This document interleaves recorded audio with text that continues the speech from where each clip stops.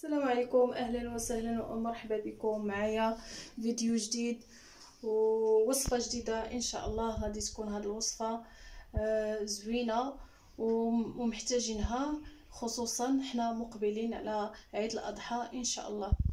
الوصفه ديالنا ديال اليوم هي الدوره او الكرشه او التقليه، كلها كيف كيسميها. غنحتاجو فيها البصله مشلضه، تقريبا بصله متوسطه، واحد جوج حبات مطيشه محكوكين، ربيطه ديال القزبر، المعدنوس مقطع، السودانيه، كويس ديال العنبه ديال الزيت، زيت الزيتون او زيت المائده، راس ديال الثومه، واحد شويه ديال الحامض طري. وللتزيين غادي نحتاج الحامض المصير. بالنسبه للدوره او الكرشه او التقليه كلها كيف كيسميها على حسب المناطق، كل المغاربه تبارك الله راه كيعرفوا ينقيوها. هنايا عندي مخلطه فيها المصار، الحرشه، فيها الريه كامله.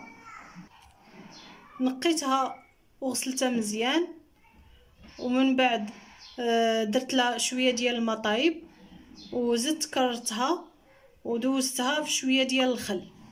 في الطنجره ديال الضغط غادي نحط الدوره ديالي، غادي نزيد البصله مشلضه، مطيشه محكوكه، معدنوس مقطع، مزيود ديال الحار نتوما على حساب اللي بغيتو، انا غندير غير واحد. نزيدو هاد الكويس ديال العنبه ديال الزيت. بالنسبه انا عندي هنا القياس ديال كيلو ونص ديال الدواره، والزيت كتبقى على حساب الكميه ديال الدواره. دابا غادي ندوز معكم العطريه اللي غنحتاجو في هذه الوصفه. الخرقوم غادي ندير واحد المعلقه صغيره، الدار غادي ندير واحد راس معلقه صغيره،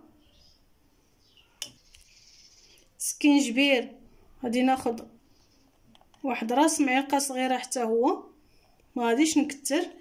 الدواره ما تحتاج سكينجبير بزاف.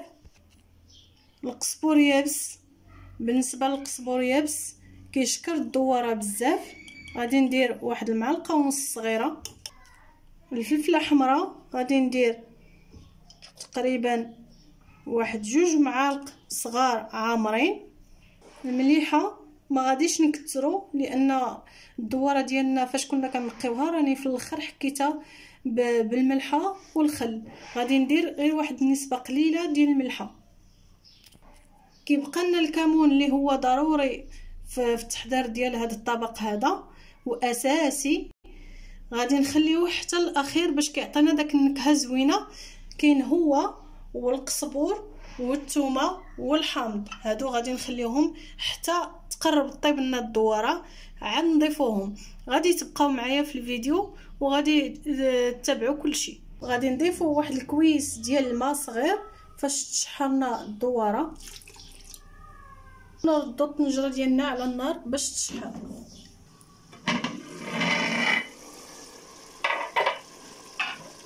التقليه ديالنا او الدوره هي تشحرات،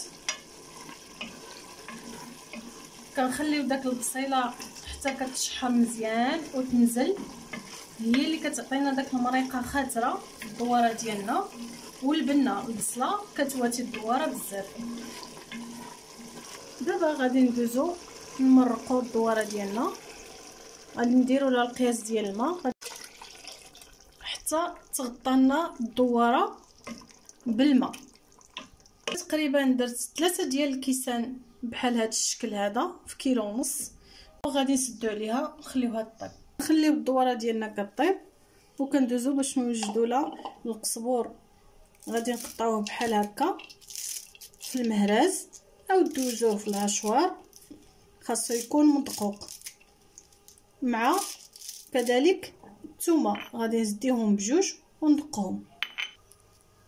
هنا فقدنا الكوت ديالنا، لقيت الدواره طابت. دابا غادي ندوز نضيف لها القزبر والثومه والحامض الطري والكمون. القزبر اللي دقيت هو هذا مع الثومه. دابا غادي نضيف الكمون، الدواره ديالنا كتبغي الكمون بزاف، غادي ندير واحد المعلقه ونص. وغادي نقطع واحد شويه ديال الحامض الطري، غادي نحيد له هكا العظيمات. الحامض الطري كيعطي واحد المذاق زوين بزاف.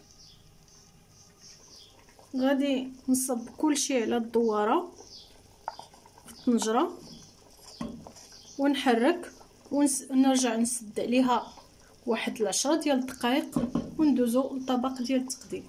الدوره ديالنا هي هذه، ها هي واجده كما كتشوفوا معايا، مشحره. انا كنبغيها هكا ما تكونش قاصحه بزاف، تكون شويه تبقى فيها المريقه خفيفه.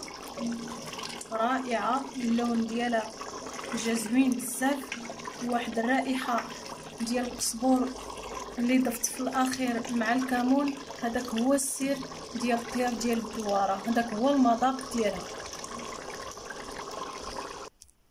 الشكل النهائي ديال الدواره ديالنا او التقليه وهو هذا، كيجي هكا مشحر مشرمن. داك القزبور اللي ضفنا في الاخير كيعطيها واحد المذاق وواحد النظره زوينه بزاف.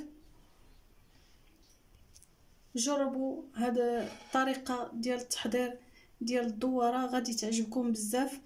سجلوا هذا الطريقه ديال التحضير عندكم، غادي تنفعكم ان شاء الله مع عيد الاضحى اللي على الابواب. بصحتكم وراحتكم، مع السلامه في وصفه جديده ان شاء الله.